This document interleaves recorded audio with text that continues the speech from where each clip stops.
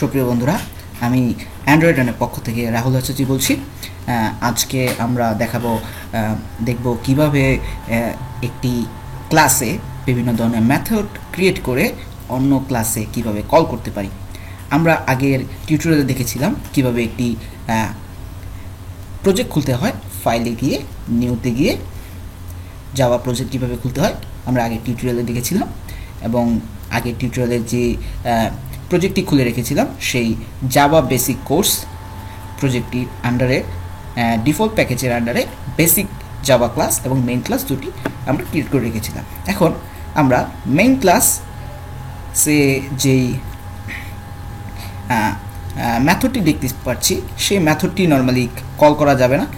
যেই মেথডে দেখা যাচ্ছে যে স্ট্রিং args লেখা থাকবে, সেই মেথডটিকে আমরা কখনোই কল করতে পারবো না, কারণ সেই মেথডটি একটি মেইন ফাংশন।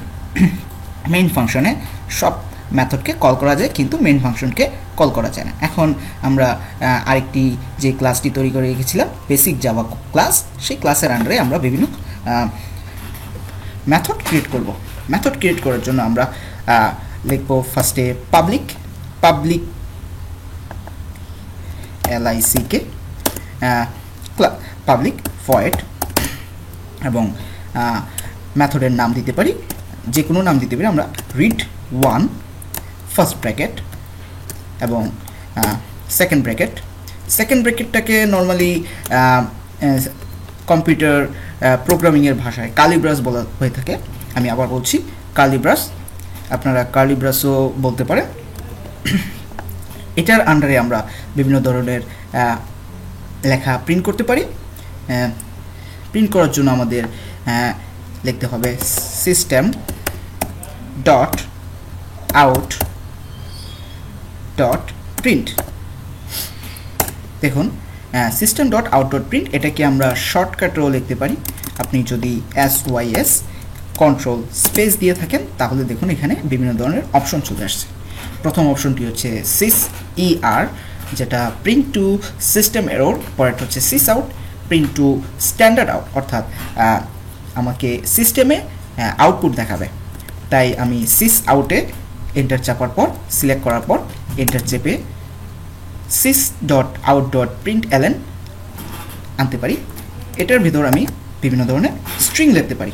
স্ট্রিং কী জিনিস তা আমরা পরবর্তীতে শিখব, অর্থাৎ আমরা বিভিন্ন ধরনের ওয়ার্ড লিখতে পারি, ওয়ার্ড বা সেন্টেন্স লিখতে পারি। প্রথমে আমি সেন্টেন্স লিখে দিই। এখানে আমি লিখতে পারি প্রেসিডেন্ট। লেখার পর আমি আরেকটা আগের মতো করে আগেরটাকে আমি কপি করে এখানে পেস্ট করতে পারি। পেস্ট করে যেহেতু আমি read1 আগে একটি মেথড ক্রিয়েট করে রেখেছি, তাই এখানে আমি read2 নামক আরেকটি মেথড ক্রিয়েট করব, এবং ভিতরে যে ওয়ার্ডটি আছে সেই ওয়ার্ডটিকে আমি চেঞ্জ করে দেব। দেখতে পারি ও বা মা, নয়তো এটা সেকেন্ড নাম হয়ে যায় বারাক, US এর প্রেসিডেন্ট। ওনার নামে আমরা বিভিন্ন মেথড ক্রিয়েট করতে পারি, এবং সেকেন্ডের পর থার্ড একটি মেথড ক্রিয়েট করলাম যা হচ্ছে read3। এখানে বারাক ওবামা লিখতে পারি, ও বা মা, ওবামা। এখন এখানে দেখুন বন্ধুরা, সিস্টেম ডট আউট ডটের পর প্রিন্ট এলএন দেওয়া আছে। এলএন কী জিনিস তা আমরা পরবর্তীতে দেখছি। এর আগে আমরা এলএনটিকে কেটে নর্মালভাবে এটাকে প্রিন্ট করার চেষ্টা করব। কি আসে, এবং এটাকে যেহেতু এখানে তিনটা ফাংশন ক্রিয়েট করা হয়েছে বা মেথড ক্রিয়েট করা হয়েছে, সেটাকে আমি এখন মেইন ক্লাসে কীভাবে কল করব। তো মেইন ক্লাসে কল করার জন্য আমাকে ক্লাসটির একটি অবজেক্ট ক্রিয়েট করতে হবে। তো অবজেক্ট ক্রিয়েট করার জন্য যে ক্লাসের অবজেক্ট ক্রিয়েট করতে হবে সেই ক্লাসের নামটি দিতে হবে। সেটা আমি ক্লাসের প্রথম অক্ষর লেখার পর যদি আমি কন্ট্রোল স্পেস দিই, তাহলে এখানে আমাকে সরাসরি দেখাচ্ছে যে বেসিক জাভা নামক একটি ক্লাস আছে। সেই ক্লাসটিকে আমি এন্টার চাপার পর এখানে চলে এসছে। তো এখানে আমি একটি অবজেক্ট ক্রিয়েট করতে পারি OB নামক, OB ইকুয়াল টু নিউ, এবং কন্ট্রোল স্পেস চাপার পর এখানে আমার ফার্স্ট ব্র্যাকেট সহকারে একটি ক্লাস নেম চলে এসছে। সেই ফার্স্ট ব্র্যাকেট সহকারে যে ক্লাস নেমটি সেটা হচ্ছে কনস্ট্রাক্টর। কনস্ট্রাক্টর কী জিনিস তা আমরা পরবর্তী টিউটোরিয়ালে শিখব।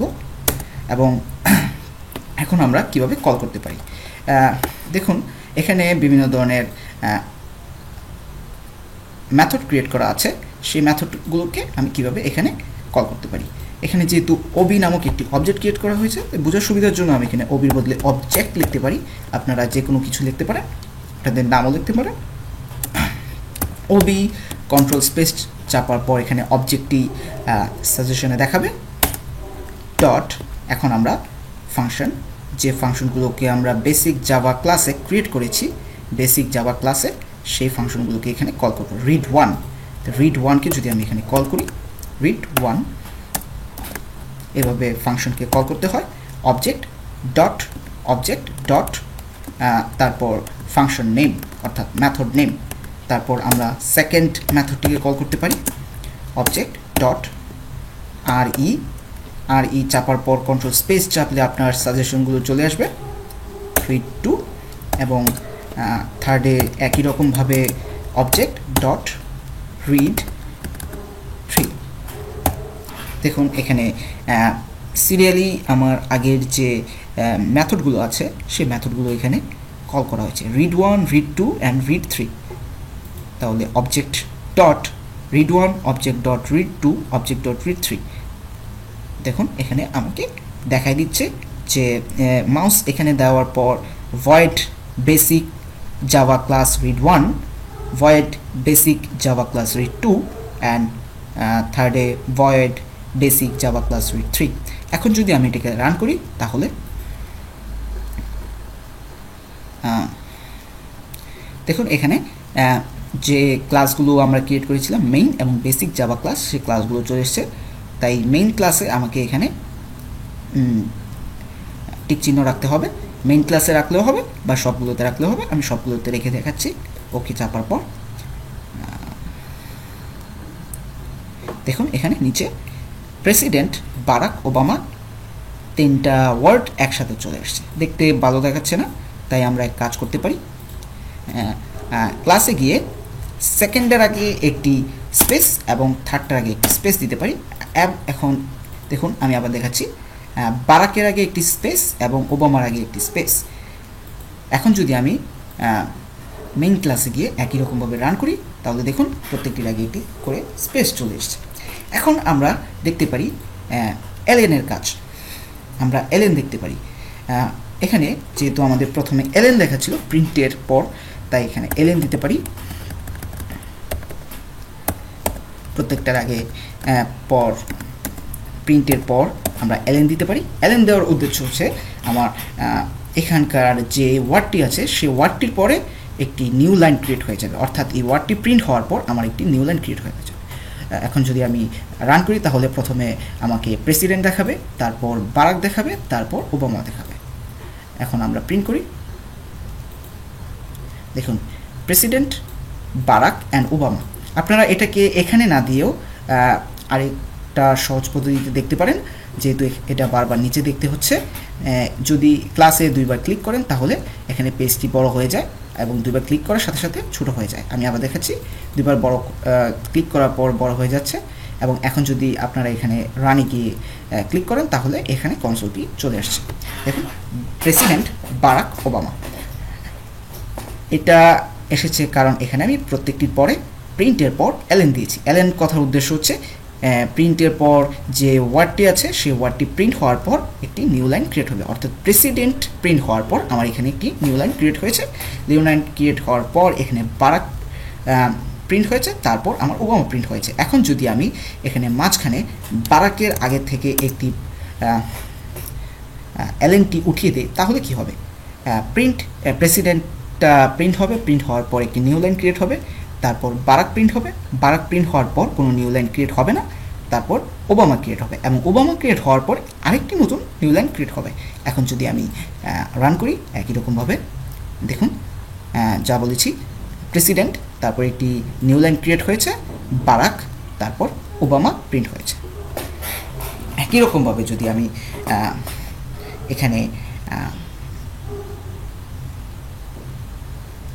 আগের মতো করে এলএন দিয়ে দিই, তাহলে একটার পর একটা নিচে নিচে চলে আসবে। দেখুন প্রেসিডেন্ট বারাক ওবামা। এবং আমি যদি সবার প্রথমে যা দেখিয়েছিলাম প্রত্যেকটির আগে এলএন উঠিয়ে দেই, তাহলে দেখা যাচ্ছে যে প্রত্যেকটা ওয়ার্ড একই সাথে একই লাইনে সেন্টেন্স আকারে চলে এসেছে। President Barack Obama, president Barack Obama. এই স্পেসটি হচ্ছে এখানে প্রত্যেকটির আগে আমি স্পেস দিয়েছিলাম, বারাকের আগে স্পেস দিয়েছি, ওবামা আগে স্পেস দিয়েছি। এখন কিভাবে আমরা একটি ক্লাসে বিভিন্ন ধরনের মেথড ক্রিয়েট করে আরেকটি মেইন ক্লাসে কিংবা যে কোনো ক্লাসে কল করতে পারি তা আমরা দেখলাম। বন্ধুরা এ পর্যন্তই। পরবর্তী টিউটোরিয়াল দেখার জন্য অনুরোধ করা যাচ্ছে। ভালো থাকবেন।